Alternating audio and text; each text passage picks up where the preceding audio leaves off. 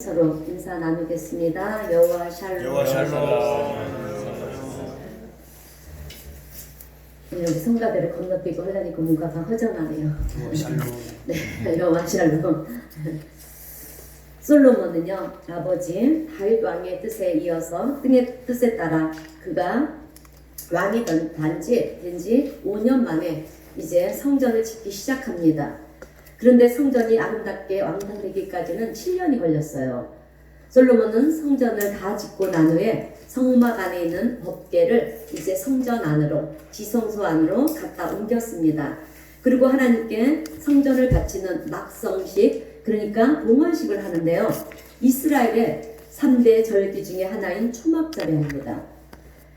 여러분, 초막절은 우리나라의 추수감사절과 같은 거예요.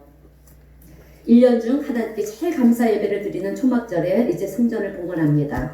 솔로몬은 이렇게 성전 봉헌을 하면서 하나님께 기도를 하는데요. 기도가 마치자 하늘에서 불이 내려와 번제물을 다 불태워버립니다. 그 말씀이 오늘 본문 역대하 7장 1절에서 3절 말씀이에요. 우리 다 함께 읽겠습니다. 1절에서 3절 말씀. 솔로몬이 기도를 마치매 불이 하늘에서 더 내려와서 그 번제물과 제물들을 사르고 여호와의 영광이 그 성전에 가득하니 여호와의 영광이 여호와의 전에 가득함으로 제사장들이 여호와의 전으로 능히 들어가지 못하였고 이스라엘 모든 자손은 불이 내리는 것과 여호와의 영광이 성전 위에 있는 것을 보고 돌을 깐 땅에 엎드려 경배하며 여호와께 감사하여 이르되 선하시도다 그의 인자하심이 영원하도다 하니라. 아멘. 솔로몬이 이렇게 성전을 짓고요, 번제물을 하나님께 드리자 이제 하늘에서 불이 내려와서 그 번제물을 다 태워버립니다. 그리고 하나님의 영광이 성전에 가득했다고 했어요. 여러분, 하나님의 영광이 성전에 가득했다는 것은 성전 안에 구름이 가득했다는 것입니다. 여러분, 구약시대에는 하나님의 임재는 구름으로 임했어요. 네, 또 불기둥으로 임했고요. 자, 그래서 이제 그것을 본 이스라엘 백성들은 땅에 엎드려 경배를 합니다. 그리고 본문 8절 9절을 보게 되면 솔로몬과 이스라엘 백성들은요 7일 동안 하나님께 예배를 드려요. 그런데 그 7일 동안 하나님께 드린 번제물의 숫자는요 소 22,000마리 그리고 양 12만 마리를 하나님께 드렸습니다. 아주 어마어마한 번제물을 드린 거예요. 그리고 이스라엘 백성들은 7일 동안 하나님께 예배를 드리면서 기뻐했습니다. 그리고 그들이 예배를 드리며 기뻐한 이유는요, 하나님이 어떤 특별한 은혜를 베풀어 주셔서가 아니었어요. 그들의 삶 속에 하나님이 베풀어 주신 그 은혜를 기억하면서 감사를 한 것입니다. 10절 말씀을 우리 다 함께 읽어보겠습니다. 10절입니다. 일곱째 달 제23일에 왕이 백성을 그들의 장막으로 돌려보내매 백성이 여호와께서 다윗과 솔로몬과 그의 백성 이스라엘에게 베푸신 은혜로 말미암아 기뻐하며 마음에 즐거워하였더라. 아멘. 여러분, 이스라엘 백성들은요 이렇게 어떤 특별한 은혜가 있어서가 아니라 하나님께 예배를 드리면서 하나님의 은혜를 느끼고 감사했던 것입니다. 기뻐했던 거예요. 여러분, 오늘 우리도 우리의 삶 속에 하나님께서 베풀어 주신 그 은혜에 대하여 감사하며 기뻐하시는 여러분 모두가 되시기를 바랍니다. 네. 자, 이제 솔로몬은요 봉헌식을 다 마치고 성전에 홀로 남아 앉아 있었습니다. 그런데 그날 밤에 여러분 하나님께서 그에게 나타납니다. 그 말씀이 오늘 11절에서 12절 말씀이에요. 다시 한번 11절에서 12절 말씀 읽겠습니다. 솔로몬이 여호와의 전과 왕궁 건축을 마치고 솔로몬의 심중에 여호와의 전과 자기의 궁궐에 그가 이루고자 한 것을 다 형통하게 이루니 밤에 여호와께서 솔로몬에게 나타나서 그에게 이르시되 내가 이미 내 기도를 듣고 이것을 택하여 내게 제사하는 성전을 삼았으니. 아멘. 솔로몬이 7년 동안 성전을 짓고요, 이렇게 하나님께 성전을 봉헌하고 기도하는 것을 마쳤을 때 하나님 그에게 나타나 놀라운 말씀을 합니다. 그 말씀이 요즘 우리가 외우다시피 하는 여러분 13절 14절 말씀이에요. 먼저 13절 말씀만 먼저 읽겠습니다. 시작. 홍 내가 하늘을 닫고 비를 내리지 아니하거나 홍 메뚜기들이 부자를 먹게 하거나 곧 전염병이 내 백성 가운데 유행하게 할 때에. 아멘. 여러분, 하나님은 솔로몬에게 세 가지를 얘기하세요. 첫 번째, 하늘에서 비가 내리지 않을 때. 두 번째는 메뚜기가 나타나 모든 농작물을 다 먹어버릴 때. 세 번째는 전염병이 이스라엘 백성들에게 유행할 때. 이 세 가지가 일어날 때, 그러나 여러분, 회복할 수 있는 방법도 주님은 주셨습니다. 자, 첫 번째로 하늘에서 비가 내리지 않는다는 것은요, 여러분, 하나님께서 베푸시는 은혜가 멈췄다는 거예요. 이스라엘은 사막 기후이기 때문에 1년에 비가 2번 내립니다. 이른 비와 늦은 비. 그런데 이 비조차도 이른 비와 늦은 비가 내리지 않는다면 여러분 곧 죽음을 말하는 거예요. 이스라엘 사람들에게 비는 생명입니다. 오늘 우리에게도 비는 생명이죠. 그런데 그 비가 멈췄다는 것은 하나님이 내려주시는 은혜가 멈췄다는 거예요. 하나님의 은혜가 멈춰버린 것입니다. 두 번째는 메뚜기 떼가 나타나서 농작물을 다 먹어버린 때를 말하는데, 이것은 여러분 경제적인 수확이 끝난 것을 말하는 것입니다. 여러분, 요즘 우리나라는 코로나 바이러스로 인해서 자영업을 하는 사람들의 그 경제적 수입이 확 줄어들었어요. 아직 끊겼잖아요. 그로 인하여 문을 닫는 가게나 점포들이 속출하고 있습니다. 대기업도 마찬가지예요, 여러분. 굉장한 위기가 있습니다. 왔어요, 우리에게. 그러나 메뚜기 떼가 나타났다는 것은, 그러니까 경제적 위기가 왔다는 것입니다.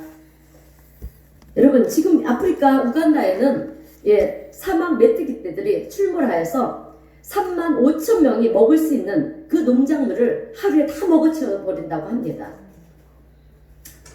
우리에게는 여러분 경제적 위기가 왔습니다. 메뚜기 떼가 출몰했던 것은 경제적 위기가 왔다는 거예요. 세 번째는 전염병이 유행할 때인데요. 여러분, 고대 시대에 전염병이 유행하면 백신이나 치료제가 없기 때문에 그냥 다 죽습니다. 죽음을 말하는 것인데, 우리가 잘 알다시피 전염병은 빠른 속도로 전염이 되기 때문에 무서운 재앙이에요. 그러면 이러한 일들이 일어날 때 이제 우리가 어떻게 해야 되냐 이것입니다. 하나님의 성전을 지어서 하나님께 봉헌한 솔로몬에게 비가 멈추고 메뚜기 떼가 출몰하고 전염병이 유행할 때 해결할 수 있는 방법을 말씀해 주십니다. 그 말씀이 14절이에요. 우리 다 함께 14절 말씀을 읽어보겠습니다. 내 이름으로 일컫는 내 백성이 그들의 악한 길에서 떠나 스스로 낮추고 기도하여 내 얼굴을 찾으면 내가 하늘에서 듣고 그들의 죄를 사하고 그들의 땅을 고칠지라. 아멘. 여러분, 이 말씀은 하나님께서 솔로몬에게 그냥 가르쳐 주신 말씀이 아니라 솔로몬이 성전을 건축하고요, 성전을 하나님께 봉헌하였을 때 주신 축복의 말씀이에요. 저주의 말씀이 아니에요. 그런데 이 축복은 죄를 사하고 땅을 고쳐주는 회복을 말하는 것입니다. 여러분, 회복은 하나님의 뜻이에요. 아멘. 여러분, 14절 말씀은 회복이 필요한 사람들에게 너무 필요한 구절이에요. 지금 우리들에게 필요한 말씀입니다. 아멘. 아멘. 미국의 34대 대통령인 아이젠하워는요, 대통령 취임식 때 본문 말씀을 읽고요, 이 말씀 위에 손을 얹고 선서를 했다고 합니다. 여러분, 우리에게는 하늘에서 내려오는 이른 비와 늦은 비와 같은 은혜의 단비가 필요합니다. 우리는 하나님의 은혜가 아니면 한순간도 살아갈 수 없는 연약한 존재들이에요. 지금 우리나라는, 아니 전 세계는 중국 우한에서 발생한 여러분 신종 코로나 이 바이러스로 큰 위기 속에 있습니다. 그런데 이 위기를 여러분 어떻게 극복해야 하느냐입니다. 물론 의학적으로 전염이 되지 않도록 지금 우리가 마스크를 쓰고 있듯이 마스크를 쓰고 또 격리하는 것도 중요하고 빨리 백신을 찾는 것도 정말 중요합니다.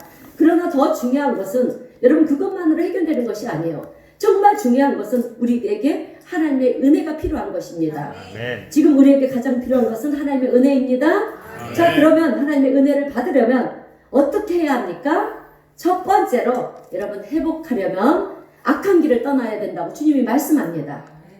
자, 14절 말씀 우리 다시 한번 읽겠습니다. 시작. 내 이름으로 일컫는 내 백성이 그들의 악한 길에서 떠나 스스로 낮추고 기도하여 내 얼굴을 찾으면 내가 하늘에서 듣고 그들의 죄를 사하고 그들의 땅을 고칠지라. 아멘. 자, 회복하려면 제일 먼저 내 이름을 일컫는 내 백성이 그들의 악한 길에서 떠나고라고 그렇게 말씀합니다.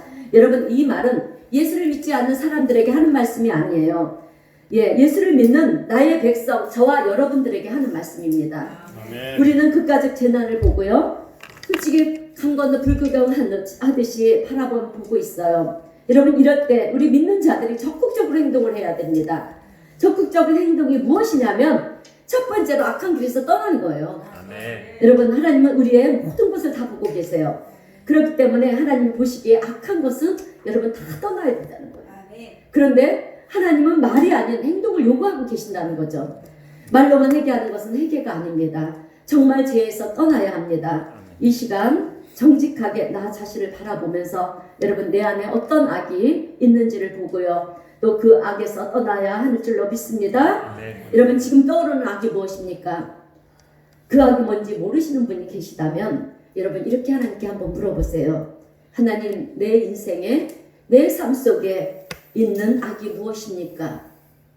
알려주시옵소서. 이렇게 물으시면 하나님께서는 일러주실 것이고요, 떠올려 주실 거예요. 그러면 악에서 그에게 회개하시고요, 떠나시는 여러분이 되시기를 바랍니다. 여러분, 우리 믿는 자들에게는 악이라고 하는 것은 딴 게 아니에요. 하나님 말씀에 불순종하는 것입니다. 하나님 말씀보다 세상 말을, 사람들의 말을 들으며 사는 것을 말하는 거예요. 여러분, 우리는 사람의 말이 중요하지 않습니다. 하나님의 말씀이 중요합니다. 여러분, 오늘 본문 13절을 다시 보게 되면 여러분, 내가라는 단어가 있어요. 하늘에서 비가 내리지 않고 메뚜기 떼가 나타나고 전염병이 유행할 때 이 재앙들이 어디에서 오느냐? 내가 하나님이시라는 것입니다. 왜요? 하나님의 피조물인 우리 인간들이 너무 다 악하기 때문에. 그래서 하나님은 악으로부터, 악한 것으로부터 떠나라 이렇게 말씀하시고 계십니다. 그러므로 지금 하나님의 뜻이 아닌 것이 있다면 여러분, 우리는 당장 멈춰야 합니다. 여러분, 오늘 우리가 만난 위기는요, 전염병이 아니에요. 죄를 좋아하고 죄를 사랑하고 세상에 푹 빠져 사는 것이 문제라는 것이죠. 그렇기 때문에 오늘 우리는 세상 탐욕, 욕심 여러분 버려야 합니다. 음란을 버려야 하고요, 위선을 버려야 하고, 지금 은밀하게 짓고 있는 죄를 버려야 합니다. 적당히 짓고 있는 죄를 여러분 버려야 합니다. 여러분, 죄는요, 어떤 것이라도 철저하게 여러분 버려야 합니다. 하나님은 내 백성이라고 했어요. 하나님, 예수 믿는 자들이 아닌 예수를 믿는 저와 여러분들입니다. 내 백성은 예수를 믿는 저와 여러분이 이제 죄를 회개해야 할 줄로 믿습니다. 자, 두 번째로 회복하려면 스스로 낮추고 기도해야 합니다. 다시 한번 본문 14절 말씀을 읽겠습니다. 내 이름으로 일컫는 내 백성이 그들의 악한 길에서 떠나 스스로 낮추고 기도하여 내 얼굴을 찾으면 내가 하늘에서 듣고 그들의 죄를 사하고 그들의 땅을 고칠지라. 아멘. 여러분, 기도는 누가 시켜서 하는 것이 아닙니다. 기도는 내 스스로 해야 하는 거예요. 여러분, 지금 우리나라는 코로나 전염병으로부터 극가적 재난을 맞이했습니다. 그로 인하여 가정도 재난을 맞이했어요. 이럴 때 믿는 자들은 여러분 스스로 낮추고 기도해야 합니다. 그런데 스스로 낮춘다는 것은요, 다른 사람들의 교만이 아니라 나의 교만을 버리고 내려놓고 하나님 앞에 낮아져야 한다는 거예요. 스스로 낮춘다는 것은 하나님 앞에 스스로 낮아져서 복종하고 항복한다라는 뜻이에요. 그런데 이 시대의 최대의 문제는 하나님을 떠난 인간의 교만해진 것이라는 거예요. 여러분, 우리는 창조물이 아니고 피조물입니다. 피조물인 우리는, 인간은요, 언제나 창조주신 하나님 앞에 낮아져야 하는 것입니다. 사실 우리나라 대한민국은 정말 교만해요. 6.25를 겪으면서 우리나라가 얼마나 가난하고 어려웠습니까? 그래서 보릿고개도 있었어요. 저는 6.25 세대는 아니었지만 제가 어렸을 때만 해도 정말 가난해서 먹거리가 풍족하지 않았어요. 그래서 늘 배고픔에 배고픔을 달고 살았습니다. 자동차요? 지금은 얼마나 자동차가 많아서 얼마나 길이 막힙니까? 저 때만 해도 자동차가 없었어요. 그래서 어쩌다 버스 한 대가 지나가고 트럭 한 대가 지나가고 그런 실정의 시대를 살았었는데, 여러분, 그런데 우리나라는 올림픽을 치르고요, 그죠? 올림픽을 치르고 월드컵을 치르면서 우리나라는 세계 어느 나라에도 없는 전무후무한 나라가 되었습니다. 그래서 우리나라는요, GNP가 3만 불이 되었어요. 그로 인해서 풍족한 삶을 살게 되었습니다. 그런데 우리가 개구리가 울챙이 시절을 잊고 살듯이 우리 또한 그 배고팠던 시절, 어려웠던 시절을 잊고 돈을 의지하며 여러분 교만해졌다는 것입니다. 여러분 우리나라가 이렇게 급성장하고 이렇게 잘 살 수 있었던 것은요 하나님의 절대적인 은혜였어요. 그리고 여러분 우리가 기억해야 될 것은 우리의 믿음의 조상 선조들의 눈물의 기도와 그들의 희생과 또 피 흘림의 순교가 있었기 때문입니다. 여러분 우리는 이것을 기억해야 합니다. 또 그런데 우리는 하나님보다 돈을 의지하고 교만해졌다는 거죠. 교회에서도 마찬가지예요. 하나님을 위해 나라와 민족을 위해 정말 뜨겁게 기도하기보다는 겨우 주일날 한 번 예배를 드리는 교인들이 많아졌습니다. 찬양도 마찬가지예요. 주일의 보혈에 그 주님의 보혈에 찬양을 하기보다는 듣기 좋은 그러니까 찬양만 좋아하고 부른다는 것입니다. 여러분 이제 아닙니다. 이제부터는 우리는 여러분 다시 겸손히 엎드려 하나님을 찾고 간절히 기도해야 합니다. 여러분 하나님에 대한 성도의 제일 되는 의무가 뭔지 아십니까? 성도의 제일 되는 의무는 겸손이에요. 하나님 앞에 낮아지고 겸손하는 것입니다. 자, 말씀 뒤에 있는 미가서 6장 8절의 말씀을 우리 함께 읽어보겠습니다. 미가서 6장 8절입니다. 시작. 사람아 주께서 선한 것이 무엇인지 내게 보이셨나니 여호와께서 내게 구하시는 것은 오직 정의를 행하며 인자를 사랑하며 겸손하게 내 하나님과 함께 행하는 것이 아니냐. 아멘. 여러분 하나님이 원하시는 것은 무엇입니까? 네, 겸손입니다. 자, 야고보서 4장 10절 말씀도 읽겠습니다. 주 앞에서 낮추라. 그리하면 주께서 너희를 높이시리라. 아멘. 베드로전서 5장 6절 말씀도 읽겠습니다. 그러므로 하나님의 능하신 손 아래에서 겸손하라. 때가 되면 너희를 높이시리라. 아멘. 여러분 겸손한 자 하나님께서 높여주신다고 말씀하십니다. 자, 여러분 겸손은요 우리의 인격 수양이 아니에요. 겸손은 그리스도인의 기본 자세입니다. 자, 여러분 출애굽한 이스라엘 백성들이 왜 강야에서 40년 동안 빙빙 돌다가 1세대가 다 죽었습니까? 아멘. 하나님은 계속해서 그들을 향해서 뭐라고 말씀하냐면 목이 굳은 백성이라고 말씀합니다. 여러분 이 말은요 이스라엘 백성들이 하나님 앞에 겸손히 엎드리지 않았다는 것이죠. 교만했다는 것입니다. 여러분 지금 우리는 신종 코로나 바이러스라는 그 위기 앞에 우리는 스스로 낮아져서 하나님을 찾아야 한다는 것입니다. 아멘. 하나님은 겸손한 자에게 은혜를 베푸시고 치유하시는 하나님이십니다. 자, 야고보서 4장 6절의 말씀을 우리 함께 읽겠습니다. 그러나 더 큰 은혜를 주시나니 그러므로 일렀으되 하나님이 교만한 자를 물리치시고 겸손한 자에게 은혜를 주신다 하였느니라. 아멘. 여러분 지금 우리는 무엇보다도 하나님의 특별한 은혜가 필요합니다. 그런데 하나님의 은혜를 받는 비결은요 우리가 하나님 앞에 겸손히 엎드려 기도하는 거예요. 여러분 겸손은요 내가 겸손해야지 해서 되는 것이 아니라 겸손은 내가 하나님의 피조물인 것을 알고요 내가 죄인임을 알아야 한다는 것입니다. 그러므로 이제 우리는 나도 모르게 높아진 마음을 여러분 겸손하게 낮춰야 할 줄로 믿습니다. 여러분 최초로 진통제를 발명한 의학계에 큰 공헌을 한 사람이 있습니다. 그 사람의 이름은